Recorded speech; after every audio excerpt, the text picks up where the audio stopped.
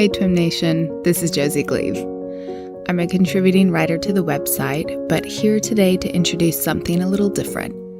I've put together a 3-part mini-series to add to your weekly Twin listening. So this isn't your roundup of news, but instead is an exploration of motherhood. This is episode 1. I hope you enjoy. You know how on Mother's Day, a few men in the ward walk around after sacrament meeting, passing out a little treat to the mothers in the congregation?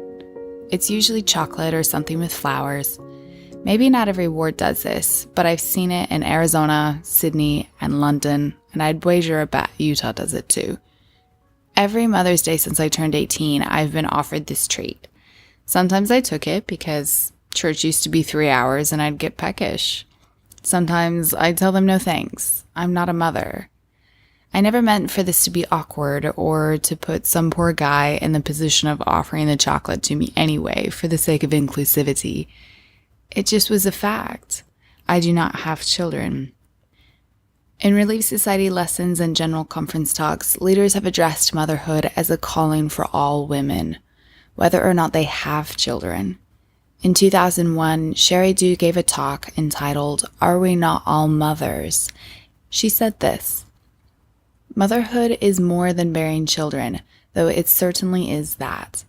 It is the essence of who we are as women. It defines our very identity, our divine stature and nature, and the unique traits our Father gave to us." For many women, this is a comforting idea. Motherhood is intertwined with our divine womanhood, and yet it is confusing to others, myself included. We've been told that you are still a mother to those in your ward. You are an example, a teacher, or maybe you listen and comfort those who need someone to talk to. Those are things a mother does do, but what makes it mothering? Isn't that being Christ-like or being a friend? You're an example or a teacher or a good friend in those moments, but not necessarily their mother. So I've been wondering, what definition are we operating with in the church? What makes a woman a mother? In an attempt to answer this question, I spoke with many women who have all had different experiences with motherhood, which makes me think maybe there's no one way to be a mother. But then, what is motherhood?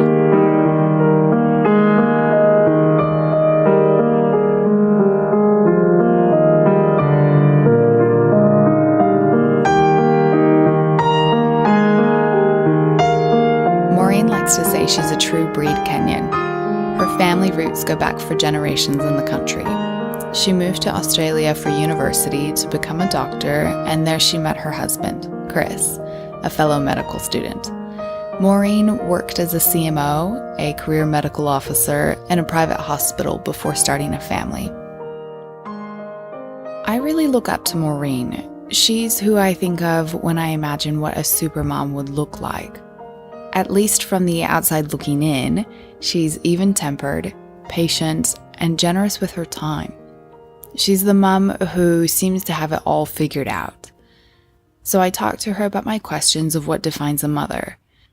But she started the conversation out with a dilemma she's currently facing that I think many mothers will relate to. She has 4 kids ranging from 6 to 16, and she is ready to go back to work. But that goal isn't exactly going according to plan. As a quick note, you'll hear a few names without introduction. Those are Maureen's kids. So I've been full-time stay-at-home mom since having Eli. And the last 2.5 years, I've been trying to get a job. I've been trying to get back into the workforce. And I'm realizing how, I don't know if I was just naive before or things have changed, I'm not sure, but how difficult it is getting back into the workforce after being away for more than, well, at that time it was 3 years when I started looking for another position. And I thought it was just medicine, but just speaking to a lot of moms at school, it's crazy how often I hear the same story. just educated, intelligent women who now have time on their hands, who want to contribute in some way, who want to go back to work, who are finding it really difficult to get back. Um, I think there's a fear. There seems to be a fear to hire. I'm not quite sure if it's the fear of women with children. I don't know if that's what it is, and feeling that women's first priority are the children, uh, or if it's just the time away and the um, I don't know. It's the lack of support, I guess, is what I'm feeling. The lack of support to get us back into the workforce in terms of training programs. I've had to organize a lot of my own training coming back. I would think because there are a lot of women in medicine now that there would be programs. And unfortunately, the feeling I get from talking to a lot of the bureaucrats is that if this time had been invested in studying or in doing a fellowship, going overseas, and all that kind of thing, then it wouldn't be so much of an issue. But I'm just so surprised that just raising a family is not considered a big deal, really. It really just looks like I was just bumming around. That's the impression I get. You're doing so many different jobs as a mother, and especially for you with medicine, like you are completely responsible for four little human beings, like health and well-being. You have to keep them alive. You're their nurse and their doctor. How is that not a qualification? That's right. And they're psychiatrists sometimes, I feel. Yeah.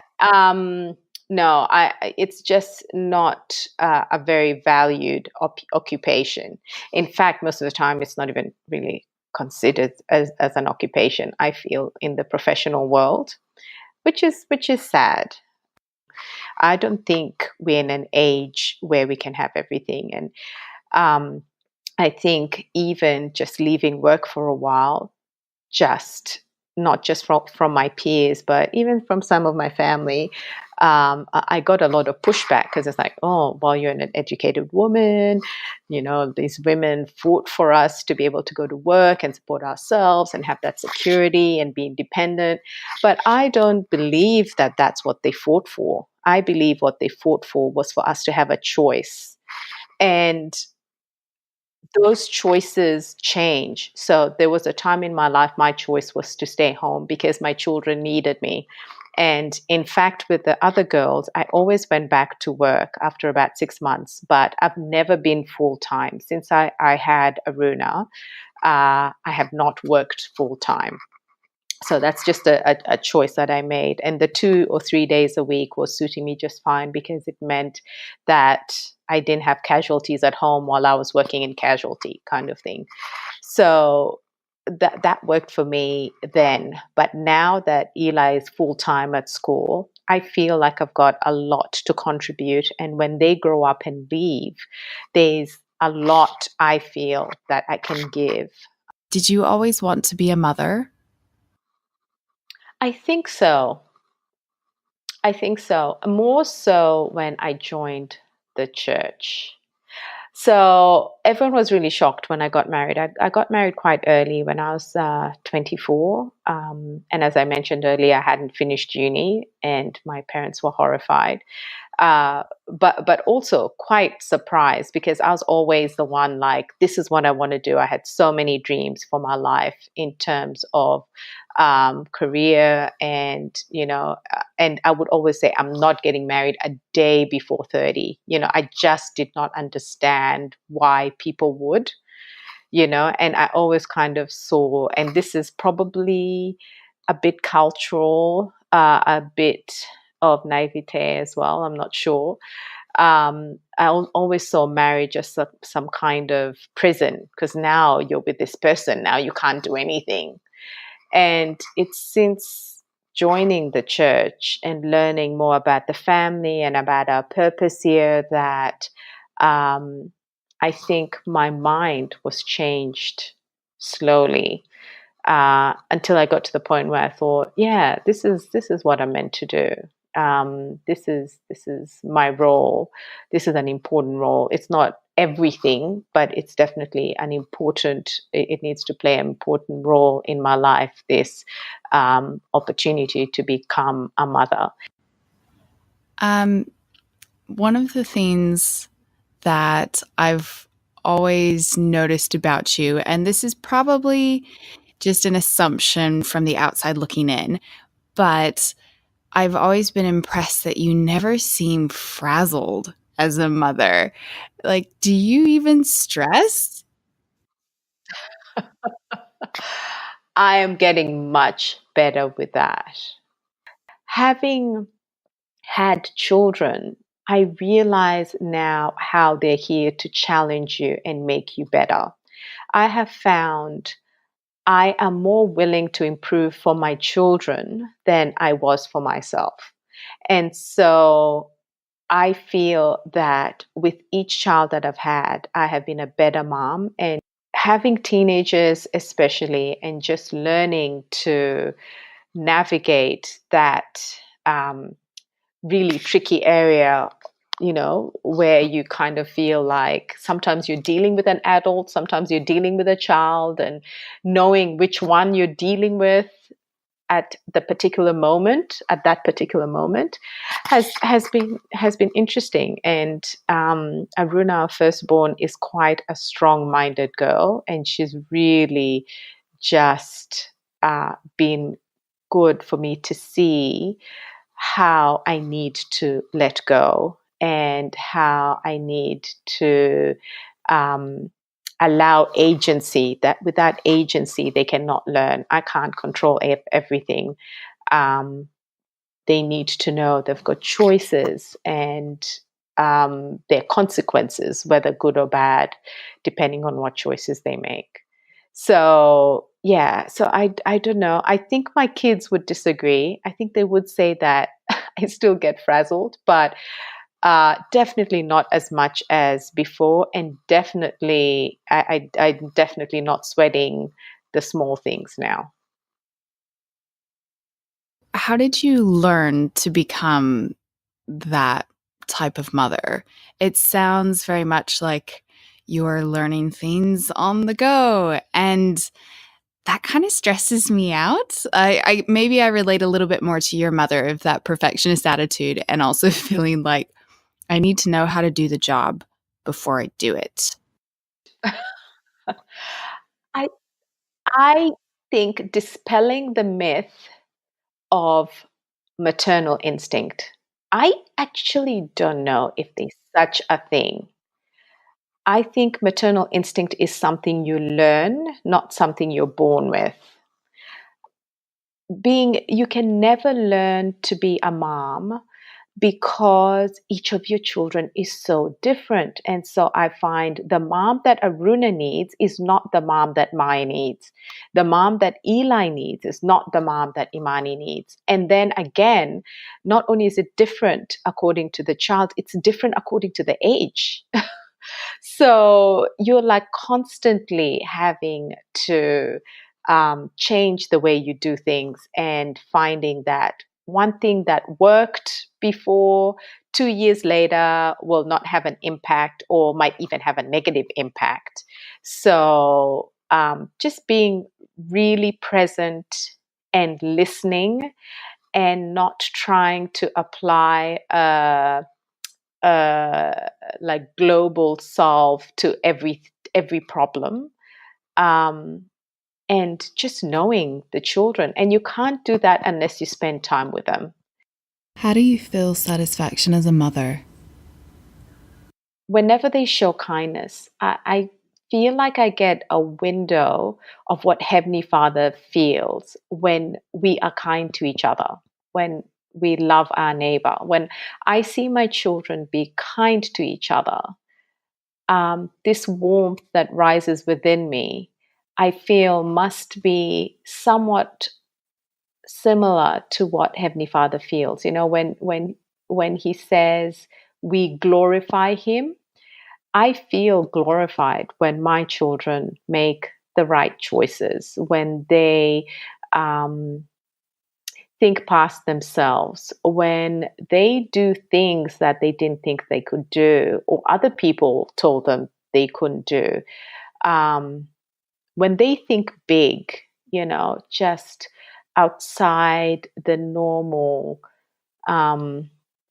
simple ideas of the world, when they come up with big ideas and big thoughts, um, that to me is a sign that we're doing something good and something positive, and that if we can keep on nurturing that goodness in them, um, it could lead to greatness, like not greatness in a superficial worldly sort of sense, but greatness in terms of allowing them to be who they really were meant to be. So I get a lot of I get my satisfaction from that. I wanted to ask a bit about how you define motherhood and how we define that role with our church lenses on. Um, do you think that a woman is still a mother even when, or even when she doesn't have children of her own, either yet or if she's never able to? Oh, resounding yes. And I say that because of my experience with my best friend's mom, who was a mother to me growing up, another mother to me. So my mom, as I said, brilliant woman, very hardworking, always had her own businesses. I don't actually remember her ever working for anyone. She'd always, just have an idea, go out, work hard, make it happen, put us through good schools as a single mom, put us through uni as a single mom. So she's just an amazing woman, but she's a different type of mom. So she was the empowering sort of mom. You've got to get educated. You've got to be able to support yourself. You don't rely on a man to support you. You're better than that. You can change the world. That kind of mom. And then I had my best friend's mom, who was the nurturing mom, who was the take these cookies for Maureen to school, mom, or when we were over for a sleepover, in front of the fire, asking questions, encouraging me to talk. So I feel like I kind of had two really great moms. I was really lucky like that. And I was able to see from this other mom, I got a lot I learned a lot about being nurturing, being nurturing and about routine, the importance of routine in children's lives, because my life at home was a bit haphazard. Because my mom was away a lot, we were just kind of left to, in terms of the way we spent time, we were pretty much left to our own devices, although there were no devices at that time, but you know what I mean. So, so I look back and I feel, I thank her all the time for what she has taught me and being a mother to me. So yeah, I definitely don't think that you need um, to birth someone to be a mother to them. And the word mother to me is this wholesome word that encompasses not just the physical side of it, being pregnant and giving birth, but also the nurturing side, the teacher, um, anyone who's got that goal to take care of the next generation, to me, is a mother. It's the wisdom of generations before you. I think when you're passing that wisdom on, you're being a mother to someone.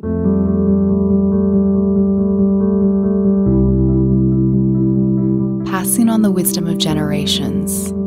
This feels right. And it feels less about one person bearing the burden of educating a child all on their own.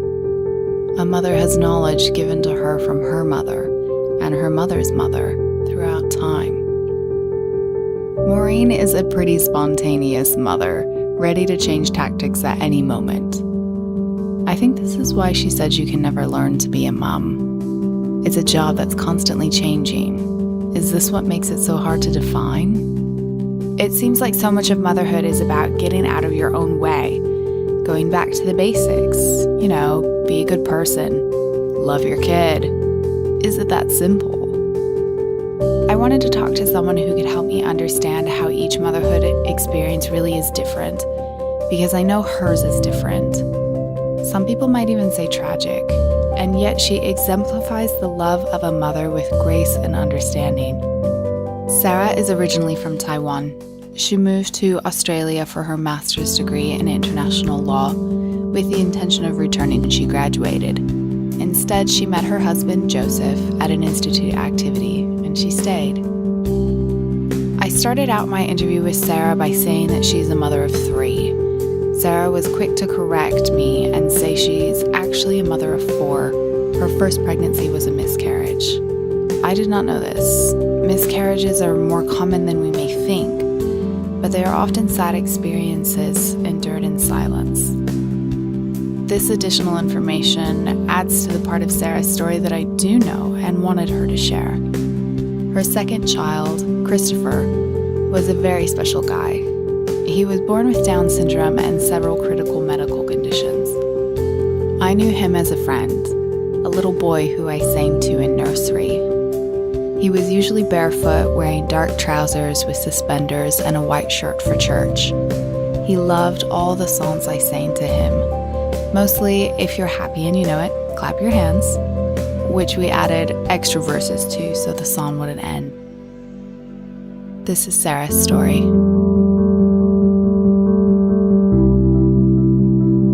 During the pregnancy, it actually went quite well. Nothing shows any different from other baby. But once he was born, all the problems starting, coming out. Okay. Well, so what were their problems? In the first 24 hours, baby is supposed to pass some output from their tummy, and he didn't, and also he didn't show any desire to have some milk. So doctor started to suspect that he has Down syndrome, but it took a while to confirm this diagnosis.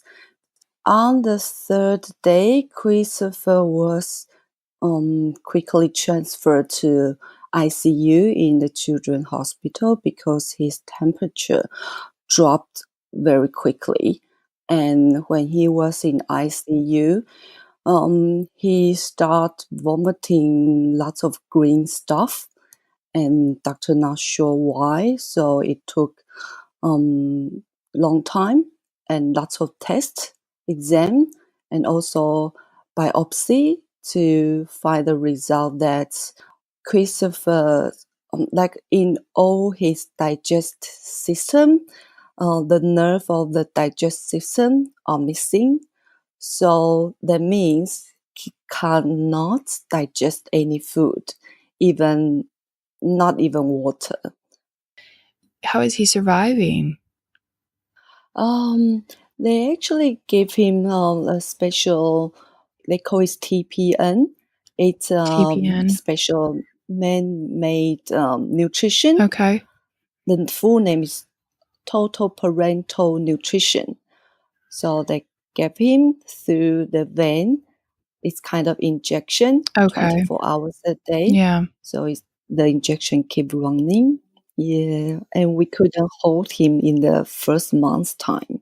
He was not attached to all the lines and tubes in the special cube, in the ICU. So for whole month, we can just watching him, and we cannot hold him. Yeah, it's very yeah, it was very sad. What were the doctor's recommendations at that point? In the beginning, actually, Christopher stayed in the hospital for 7.5 months before he got discharged. Because all the hospital team they are involved in to kind of figure out how to keep him survive, and it was very struggling. So they didn't think it's ideal for Christopher get discharged from hospital, and but it just took too long, and me and my husband really want to take Christopher home, and so doctor started to discuss with us like we can take him home, but our life will be very, very different. There were two options. Doctor mentioned about, first of all, me and my husband need to take a very special medical training. We need to kind of live in the hospital for 6 weeks time and have the training to learn how to use all those medical equipment and how to do all the medical caring things for Christopher, like injection or how to deal with the TPN. Yeah, all the things. And the second option is they were kind of stop the TPN thing and just give him the liquid, and eventually Christopher's life will end. So of course, being a mom, I haven't seen Christopher smile. I haven't seen him go to school, kind of all these things. I believe miracle will happen one day. So me and my husband, we really kind of trust ourselves. We think we can handle that as long as we get a proper training. We can take him home and start our new family life with him. So we we told the doctor and all the team our decision. So we started to have their special training in the hospital. And after 6 weeks time, we passed the test, and then we finally took him home. And yeah, it was exciting day for us. How long did it take for you to feel like you guys had a routine or that things were kind of working? Oh, to be very honest, not that time. we Our life keep changing, and because Christopher, when he grow, new issue keep coming out. So we in the beginning we can adjust our life a little bit, and then once we get used to that, new problem comes out, and we need to adjust our life again. But we kind of thinking that we accept that we won't have like a normal routine as other parents do. So as long as we don't give our give us pressures to have like a normal routine, I feel like um much easier to handle the life. There's no standard way to, how do I describe that? Like I can be a very special mom just for Christopher instead of follow all the standard or other routine that other parents have. I found it's easier to just think about Christopher instead of put the pressures on myself. I starting to telling myself kind of this is my baby, and he's no different from other kids. What he need is love. As long as someone love him, he he wouldn't have any problem. He can go through everything just like, yeah, normal kids. I believe as long as a person is dearly loved, he would be the happiest person. And I want my baby to be a happy baby. After you kind of got settled with Christopher, when did you decide, or when did you have your next baby? Oh, Christopher became a big brother when he was 15 months old. Yeah, when doctors started to give us a clear plan of discharging him from hospital, me and my husband make a decision that we need to start trying to have next baby because we want Christopher have siblings.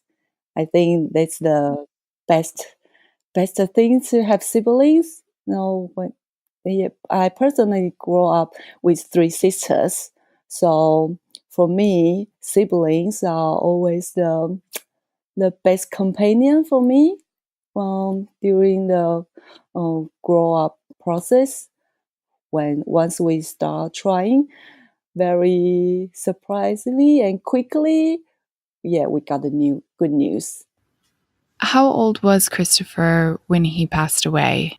Christopher was 6 years old when he passed away in the school in his favorite arts class.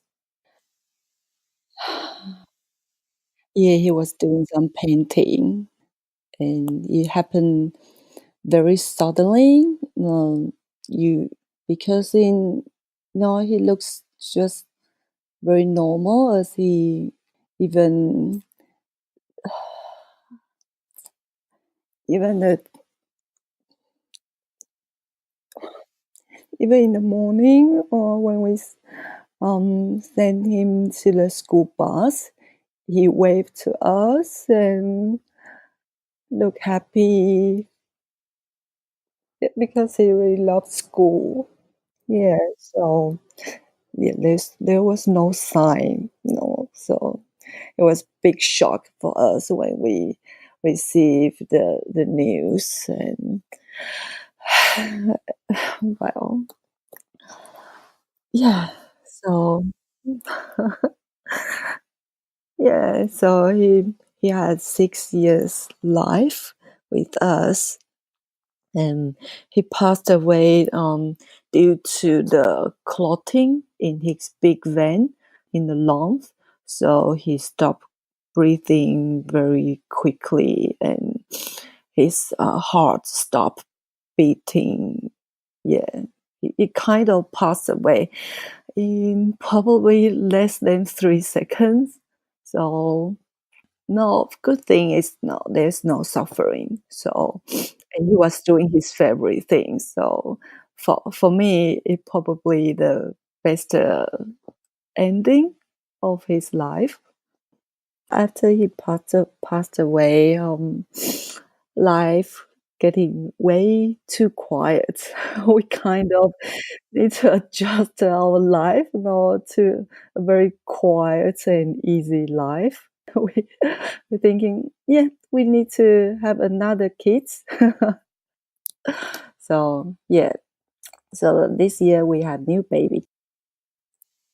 Sometimes when I look back and thinking all the memory we have with him, it's like a little slice of the heaven, the happiness and the joy he bring to us is nothing can compare. I feel like he's from heaven and his soul is so pure and so special.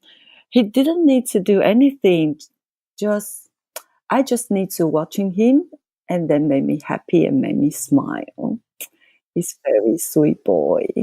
The pleasure to be his mom and have the opportunity to be with him for 6 years time. It was really a big blessing for me. I still remember on the day he passed away when I stand beside him. I felt I felt I really lost someone like forever, and that feeling kind of killing me. I couldn't even stand up. that feeling of loss is really severe. I couldn't even handle that. But once I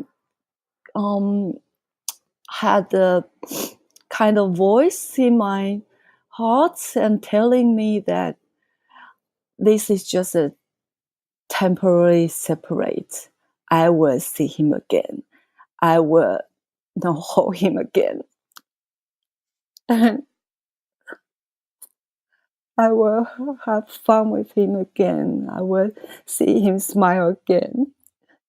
This is a very powerful things for me and help me to face that difficult time. So yeah, it's really important for me to kind of remind myself I can be Christopher's mom for all eternity, and I didn't lose him kind of forever. Being an eternal mother is a great motivation for me to become a better person. I feel like motherhood is incredible. Motherhood is all about love, but it's incredibly powerful. I found love is strong enough to change a people's life. Like no miserable person is miserable when he is dearly loved by a mother. That's how I really feel from all this process raising Christopher.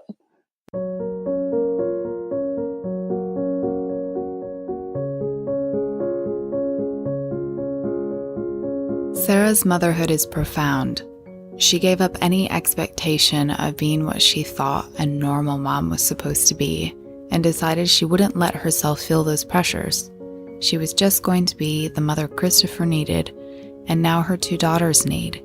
You can feel her pure love. It is an inspiration to me. I wonder if that's what motherhood is, that the definition can encompass all women, but each woman mothers differently. In Maureen's case, she felt like she had 2 mothers, her own, her best friend's mother, and she's comfortable with bestowing the title to any woman who teaches and contributes to the next generation. Sarah is another kind of mother again, who has been entrusted to care for 4 special spirits, even though 2 have already returned to their heavenly parents. So what is motherhood? Do I have an answer? I do still feel that being a mother involves birth, and I'm not sure that all women who do not have children of their own feel entirely comfortable with the title. Yet I am willing to see the side that allows for all women, no matter their situation, to be mothers. I think as women, we are connected to God and therefore to our Heavenly Parents' love. Maybe we are channels for that love, thus allowing us to mother outside of giving birth. Maybe there's something Christ-like, that is to say God-like, in motherhood. In 1998, President Thomas S. Monson gave a talk called Behold Thy Mother. In his closing, and now mine, I'd like to echo his words. One cannot forget mother and remember God. One cannot remember mother and forget God. Why? Because these 2 sacred persons, God and mother, partners in creation, in love, in sacrifice, in service, are as one.